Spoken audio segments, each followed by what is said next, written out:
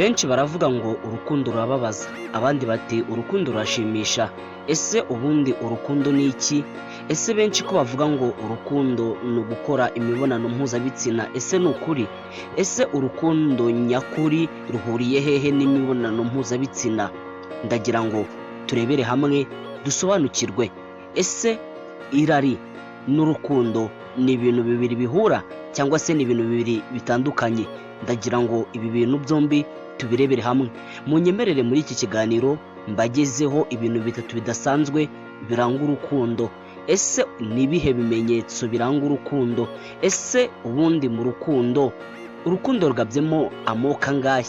Ndagira ngo turebere hamwe amoko atatu y'ingenzi aranga urukundo nyakuri. Mbahaye ikaze. Reka nkubwire ngo kora subscribe, ukore ku nzogera kugira ngo uzajye urushaho kugenda ubona ibintu bigiye bitandukanye. Urukundo ni amarangamutima umuntu agirira undi. Aha ni mu kinyarwanda cyuzuye, ni mu kinyarwanda cy'ukuri. Mu gihe baba bahuye cyangwa se basanzwe baziranye, burya byashoboka ko ushobora guhura n'umuntu ako kanya ukumva uramukunze, cyangwa se byashoboka ko waba usanzwe uziranye n'umuntu nabwo ukumva uramukunze. Urukundo ni amarangamutima umuntu agirira undi mu gihe baba bahuye cyangwa se basanzwe baziranye. Akenshi abantu bakunze kwita ku rukundo iyo bavuga ko mu by'ukuri ngo urukundo ngo ni igihe cyane cyane ngo umuhungu n'umukobwa ngo baba bahuye ngo bakumva barakundanye, abenshi bahita bavuga ngo bagatangira guteretana. Ariko ndagira ngo ubwire ko ibyo ngibyo si rwo rukundo gusa. Burya ushobora guhura n'umwana mutoya nawe ukumva uramukunze, ushobora guhura n'umubyeyi mukuru ukumva uramukunze. Urukundo mu buryo bwumvikana ni amarangamutima umuntu agirira undi, utitaye ku gitsina cy'umuntu, utitaye ku myaka y'umuntu, utitaye ku gihe, ku buhanga bw'umuntu. Urukundo ni amarangamutima ugirira umuntu mwaba muhuye bwa mbere cyangwa se mwari musanzwe muziranye. Iki nicyo gisobanuro nyakuri cy'urukundo. Munyemerere mpite njyanana no kuvuga ngo ese irari ni iki? Niba turebeye hamwe ko urukundo ari amarangamutima umuntu agirira undi, ndagira ngo turebere irari ryo ni iki. Irari ni igihe uhuye n'umuntu runaka, cyane cyane irari riba ku bantu badahuje ibitsina, umukobwa ku musore cyangwa se umugabo ku mugore.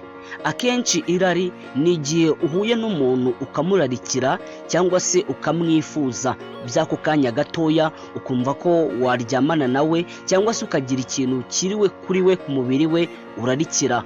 Iki gihe abenshi bitandukanye no kuba mugira amarangamutima.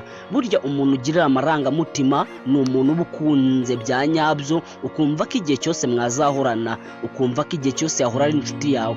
Ariko umuntu muhuye ukamugirira irari ni umuntu igihe cy'akakantu kaguteye irari mu gihe kaba kabonetse, icyo gihe ntago uba ukimukeneye mu buzima bwawe.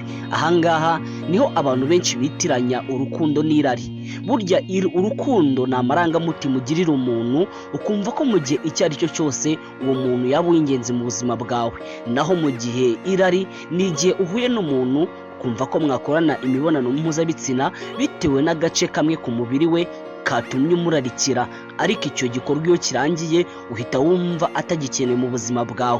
Ibi ngibi abantu benshi ni nabyo babamo, ibi ngibi ni nabwo buzima abantu benshi babayemo, bakirengagiza cyangwa se bakitiranya urukundo n'irari. Ugahura n'umuntu kubera ko twese tuzi neza ko ubuzima bwo mu isi bugoranye, cyangwa se kugira ngo umusore runaka ugire ikintu umukomveka ni ngombwa ko ubanza kumubwira ko umukunda, kubera ko twisha muri ako kantu kitwa urukundo, nyamara ari irari ritugenza. Abantu benshi bararikira abandi bantu ku ruhande, akumva ko namubwira akantu kitwa urukundo ari akantu kazamufasha kugira ngo ageze ku cyo yifuza. Ibi nibwo buzima abasore n'abakobwa b'iminsi babayemo.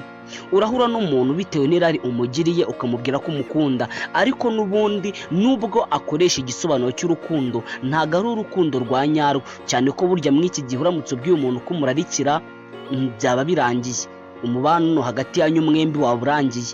Ariko iyo umubwiye ko umukunda nibwo akenshi usanga na bya bindi byose wakeneraga bijyanye n'irari bihita bizira kuba mubwiye ko umukunda.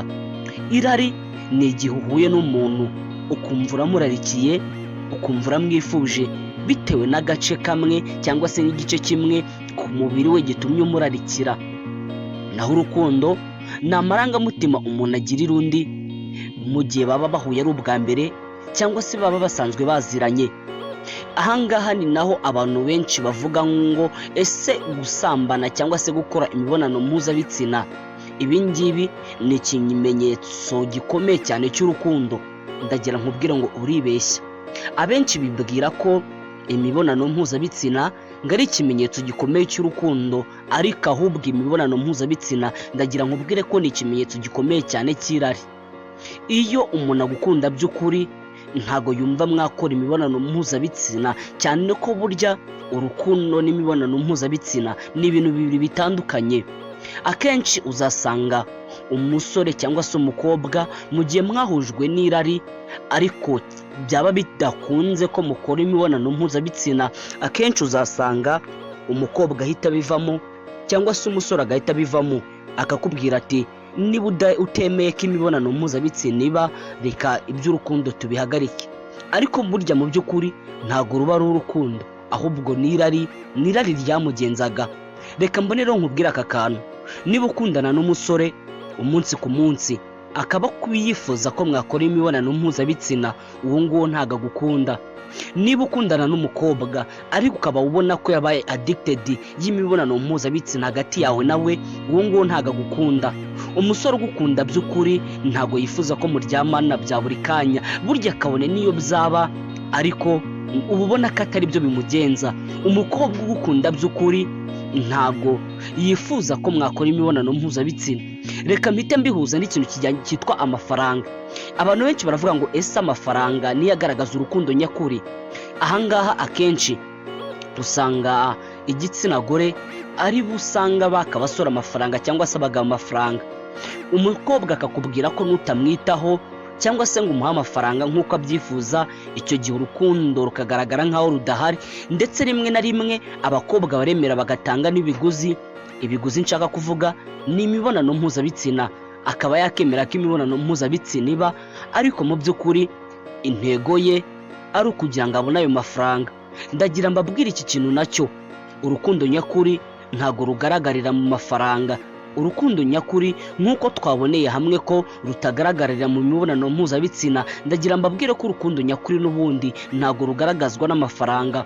Umuntu yagukunda by'ukuri agukunda ukize, akagukunda ukenye, agukunda ufite, akagukunda udafite. Naho burya atandukanya urukundo n'indyarya. Umuntu witwa indyarya ni umuntu ugukunda cyangwa se kwereka ko agukunze ariko mu by'ukuri atagukunze, ahubwo hari ikintu agushakaho, uwo ni indyarya. Naho umuntu ugukunda by'ukuri agukunda mu gihe cyiza, akagukunda no mu gihe kibi. Ndagira nkubwire ko niba uri umusore ukaba ufite umukobwa ukaba ubona ko buri gihe cyose icyo ashize imbere ari amafaranga, urwo ngurwo ntago ari urukundo n'iryarari. Burya byashoboka ko, ndagira manze nkubwire ko irari ntago ari imibonano mpuzabitsina gusa. Umuntu ashobora no kurarikira amafaranga nabyo bigakunda, akumva ko ari cyo cyonyine kizabahuza. Tandukanya urukundo n'irari. Ibi byombi ni ibintu bibiri bitandukanye, ni ibintu bibiri bidahura. Iyo umuntu agukunda by'ukuri atandukana n'irari, cyane ko ahantu hari irari nta rukundo ruhaba. Ibi ni ibintu bibiri bibisikana, ibi ni ibintu bibiri bidahura.